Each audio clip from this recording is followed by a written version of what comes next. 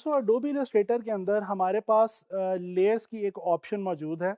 और लेयर्स क्या होती हैं सबसे पहले इसको देख लेते हैं, और फिर उसके बाद में आपको जो है वो लेयर्स इलस्ट्रेटर में जो है वो एक्सप्लोर भी करवाता हूँ। अच्छा, आम तौर पे मेरी एक पर्सनल ऑब्जर्वेशन है कि लोग सीखते हुए सॉफ्टवेयर को लेयर से बहुत ज़्यादा घबराते हैं, हालांकि इसकी बिल्कुल भी कोई ऐसी ज़रूरत नहीं है घबराने की। लेयर्स बहुत ही सिंपल सी चीज़ है। देखिए दोस्तों, लेयर्स का सिंपल कॉन्सेप्ट ये है कि ये बेसिकली, जिस तरह अब अगर मैं आपको एग्जांपल दूं कि ये एक लेयर है, मेरा एक हाथ है, ये इसके ऊपर एक और लेयर है, और फिर ये एक और लेयर, और इस तरह सो एंड सो ये लेयर्स एक दूसरे के ऊपर चलती जाती हैं। जिस तरह से किसी भी बिल्डिंग की कई सारी मंजिलें होती हैं, तो वो बेसिकली उसकी लेयर्स जो है वो हम उसको कंसिडर कर सकते हैं। तो हम जब आर्ट वर्क क्रिएट करते हैं, तो हम उसको लेयर वाइज भी रख सकते हैं और लेयर्स में भी उसको बना सकते हैं। अच्छा, इलस्ट्रेटर और फोटोशॉप में दोनों में लेयर्स मौजूद हैं, लेकिन मैं आपको थोड़ा सा डिफरेंस समझाता जाऊं।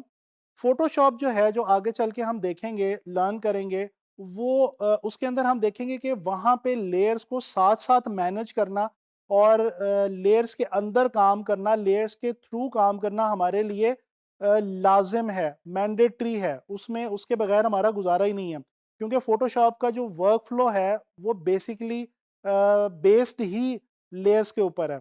लेकिन इलस्ट्रेटर के अंदर हमें ये सहूलत है कि ये यहाँ पे हम अगर लेयर्स खुद से ना बनाएं, ना मैनेज करें, तो भी हमारा काम जो है वो डिस्टर्ब नहीं होता। तो चलें अब ये चीज़ें सारी जो हैं वो चल के इलस्ट्रेटर की तरफ देखते हैं और एक्सप्लोर करते हैं। इलस्ट्रेटर में हम लेयर्स को जो है वो लेयर्स पैनल को देखते हैं और एक्सप्लोर करते हैं। अच्छा दोस्तों, इलस्ट्रेटर के अंदर लेयर्स हम दो जगहों से हासिल कर सकते हैं। एक तो ये जो हमारे पास राइट पे मेन्यू आ रहा है, इसमें यहाँ पे नीचे करके ये लेयर्स की एक ऑप्शन अवेलेबल है। इसको जैसे ही मैं क्लिक करता हूँ, तो ये आप देख सकते हैं कि लेयर्स का जो एक पैनल है ये मेरे सामने यहाँ पे ओपन हो गया। ठीक है जी। अच्छा, इसी तरह से यहाँ पे विंडो में अगर हम आए, यहाँ पे लेयर्स मौजूद हैं और इसकी शॉर्ट की जो है वो F7 है। और क्योंकि मैंने यहाँ से ये लेयर पैनल ऑलरेडी जो है वो ओपन कर रखा है, इसलिए यहाँ पे ये क्लिक भी आपको लगा हुआ इसके ऊपर नजर आ रहा है। तो आप यहाँ से भी विंडो पैनल में से भी जाके ले सकते हैं और यहाँ से इन मेन्यूज में से भी अपनी जो लेयर है इसको ऑप्ट कर सकते हैं। अच्छा, जैसे कि मैंने आपको बताया, देखें, मैं काम करता हूँ कि मैं इलस्ट्रेटर के अंदर यहाँ पे जनाब अली मैं कुछ शेप्स, दो तीन डिफरेंट शेप्स जो हैं वो मैं लेता हूँ। अच्छा, यहाँ पे आपने गौर करना है कि देखें, मैं नई लेयर कोई नहीं मैंने अभी तक ली। मेरे पास एक लेयर ऑलरेडी यहाँ पे अवेलेबल थी, ठीक है, और मैंने कोई न्यू लेयर नहीं ली और मैं काम करता जा रहा हूँ। ठीक है जी। और मैं अभी एक और शेप यहाँ पे ले लेता हूँ, फॉर एग्जांपल दिस। ठीक है जी। और इसका कलर जो है वो मैं कोई सा चेंज कर लेता हूँ। अच्छा, अब ये देखें, एक इंटरेस्टिंग बात, जैसा मैं पहले भी आपको अभी बता चुका हूँ कि इलस्ट्रेटर के अंदर क्या होता है कि यहाँ पे अगर आप न्यू लेयर ना भी लें हर एक नए ऑब्जेक्ट के लिए या नए किसी भी काम के लिए, तो क्या होता है कि आपकी फिर भी हर ऑब्जेक्ट सेपरेटली आपके रीच में होती है या आपके एक्सेस में होती है। अब ये देखें कि यहाँ पे फॉर एग्जांपल मैंने एक ही लेयर के अंदर तीन ऑब्जेक्ट्स जो हैं वो क्रिएट किए। एक स्क्वायर लिया, एक सर्कल लिया और एक यहाँ से ये हेक्सागोन लिया पॉलीगॉन टूल से। अच्छा, ये तीनों मैं अगर अलग अलग जाके इनको पकड़ूं, तो ये देखें मैं इनको सेलेक्ट कर सकता हूँ। अच्छा, लिहाजा ये पता चला कि इलस्ट्रेटर में लाजमी नहीं है लेयर में काम करना, लेकिन यस, कई सिचुएशंस के अंदर आपको लेयर पैनल जो है ये काफ़ी ज़्यादा हेल्प कर सकता है और आपको आसानी हो सकती है। मिसाल के तौर पे आप कोई ज़रा डिटेल्ड आर्ट वर्क क्रिएट कर रहे हैं और उसमें आप चीज़ों को थोड़ा सा सेपरेट रखना चाहते हैं और आप चाहते हैं कि आपकी चीज़ें डिफरेंट लेयर्स में रहें और स्टेप बाय स्टेप आप उसको परफॉर्म करें अपने आर्ट वर्क को, तो डेफिनेटली आप लेयर्स में आके काम कर सकते हैं और ये आपको बिल्कुल फ़ायदा देगा। अच्छा, यहाँ पे ये देखें, मैं आपको थोड़ा सा एक्सप्लेन करता चलूँ इस वाले पैनल को। ये देखें, मैंने अभी ये तीन चीज़ें बनाई और आपने नोट किया कि यहाँ पे लिखा हुआ है जी लेयर 1। इस पे मैं अगर डबल क्लिक करूँ तो मैं इस लेयर का नाम जो है वो चेंज कर सकता हूँ। फॉर एग्जांपल मैं इसको लिख देता हूँ जी शेप्स। अच्छा, अब यहाँ पे ये हर शेप का, जो भी मैंने शेप टूल में से शेप लिया, उसका नाम यहाँ पे लिखा हुआ आ रहा है।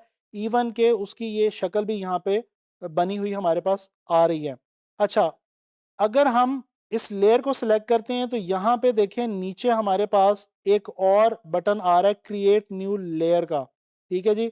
यानी कि हम एक नई लेयर बना के उसके ऊपर मज़ीद कई चीज़ें जो हैं वो भी हम बना सकते हैं। इसके बाद यहाँ पे हमारे पास क्रिएट न्यू सब लेयर की ऑप्शन आ रही है। अच्छा, बेसिकली अभी जब ये देखें मैंने एक लेयर के अंदर रहते हुए 3 ऑब्जेक्ट्स बनाए, 3 सेपरेट ऑब्जेक्ट्स। तो बेसिकली इलस्ट्रेटर ने किया क्या कि इलस्ट्रेटर ने उस एक लेयर के अंदर ही 3 सब लेयर्स खुद से बना दी हैं मेरी आसानी के लिए। और अब अगर इनको जाके मैं यहाँ से ये जो आई वाला बटन एक आपको नज़र आ रहा है, इसको ऑफ करूँ तो ये देखें मैं इन तीनों को सेपरेटली भी डील कर सकता हूँ, क्योंकि ये तीनों 3 डिफरेंट सब लेयर्स हैं, यानी एक लेयर के अंदर मज़ीद लेयर्स बन गई हैं। ठीक है जी। और इसके अलावा अगर मैं इनको ऐसे सिर्फ सिंपली यहाँ से ड्रैग करूँ तो मैं इनको ओवरऑल भी सेलेक्ट कर सकता हूँ। ठीक है जी। तो ये मेरे पास सहूलत यहाँ पे अवेलेबल है। अच्छा, मैं चाहता हूँ कि मैं जी ये फॉर एग्जांपल हम कहते हैं जी कि ये हमारा एक थोड़ा सा आर्ट वर्क, या चलें अभी ये खैर हमने कुछ बनाया तो नहीं है, लेकिन चलें हम इसको जो भी हमने 3 शेप्स बनाई हैं इनको हम यहीं पे स्टॉप करके हम नई लेयर के अंदर कुछ नई जो शेप्स हैं वो क्रिएट करना चाहते हैं। तो हम फॉर एग्जांपल यहाँ से आके एक सर्कल जो है वो और ले लेते हैं। अभी आप नोट करें कि ये वाला सर्कल मेरा इस नई वाली लेयर के अंदर गया जिसका नाम है लेयर 2। इसको मैं नाम दे देता हूँ जी शेप्स 2 का। अच्छा, एक चीज़ मैं आपको यहाँ पे बताता चलूँ, लोग एक चीज़ से बहुत घबराते हैं और वो है कि जी लेयर्स का नाम रीनेम करना। दोस्तों, लेयर्स को रीनेम करने से फ़ायदा हमारा ही होता है और हमें डिस्टिंग्विश करने में आसानी होती है। हमें ये देखने में आसानी होती है कि हमने कौन सी लेयर के अंदर क्या चीज़ बना के जो है वो रखी थी। और कोशिश करें कि जब नई लेयर्स लें तो उनको रीनेम खुद से कर लें। अब ये देखें जी, ये हमारे पास नई लेयर के अंदर ये अलग से हमारे पास ये ऑब्जेक्ट्स आ गए हैं और ये हमारे पास अलग से एक लेयर के अंदर आ गए हैं। तो हम बेसिकली इन सारे ऑब्जेक्ट्स को ऑन दी होल इकट्ठा भी डील कर सकते हैं इलस्ट्रेटर में। और हम अगर इनको 2 सेपरेट लेयर्स के तौर पे भी अगर डील करना चाहें, कोई भी अमल इनके साथ करना चाहें, तो वो हम अलग-अलग भी कर सकते हैं। ये अलग-अलग लेयर्स में हमारे पास यहाँ पे मौजूद हैं। ये आप देख सकते हैं कि ये यानी यहाँ से आके अगर मैं ऑफ करूँ तो ये देखें इस लेयर में जो मेरी 2 शेप्स हैं ये ऑफ हो गई हैं। इसी तरह से ये मैं आपको पहले ही करके दिखा चुका हूँ ऑफ। ठीक है जी। तो ये हमारे पास एक सहूलत यहाँ पे आ जाती है। अच्छा, फॉर एग्जांपल अगर मैं इस लेयर को डिलीट करना चाहूँ तो यहाँ पे ये मेरे पास डिलीट सिलेक्शन का बटन है। मैं इसको डिलीट करूँगा तो ये मेरे से पूछेगा कि do you want to delete this layer.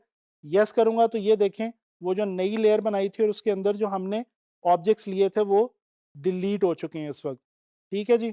अच्छा, यहाँ पे देखते हैं कुछ और ऑप्शंस हमारे पास जो अवेलेबल हैं। ज़रा इस फ्लाई आउट बटन पे जाते हैं और इस पे क्लिक करते हैं। ये देखें एक तो न्यू लेयर की ऑप्शन आ रही है।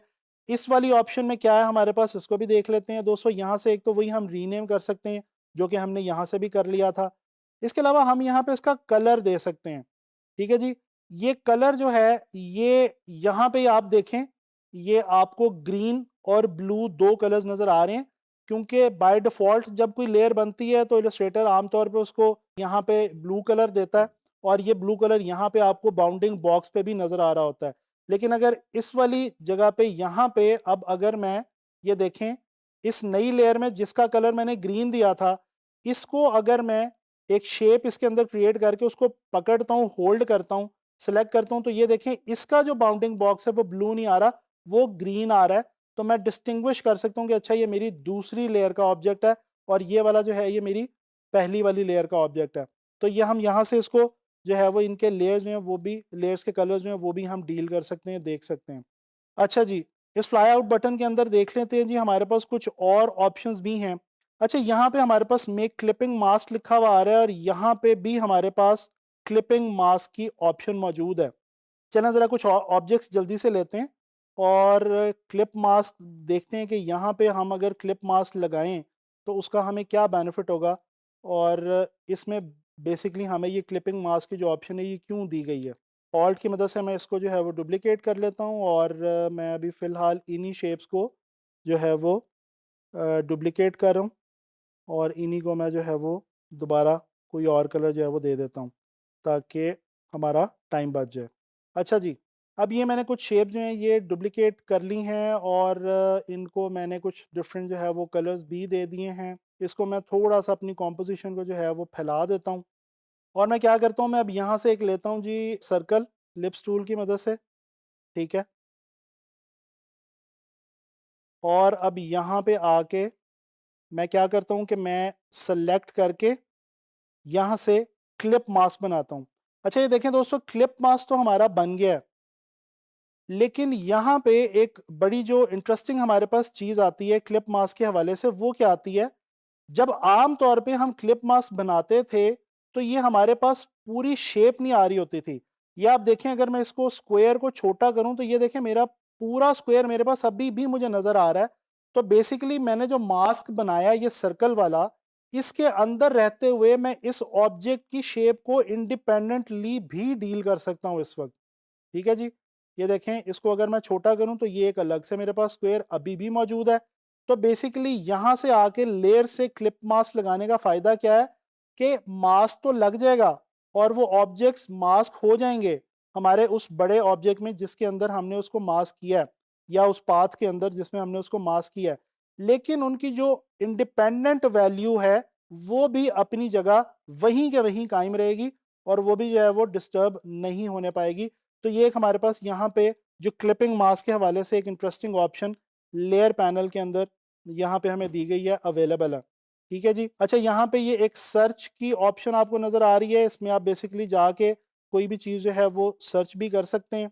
दोस्तों इस लेसन में हम लोगों ने इलस्ट्रेटर में लेयर्स के हवाले से जो है वो डिस्कस किया, और मैंने आपको बताया कि लेयर्स इलस्ट्रेटर में हम किस तरह से इस्तेमाल कर सकते हैं।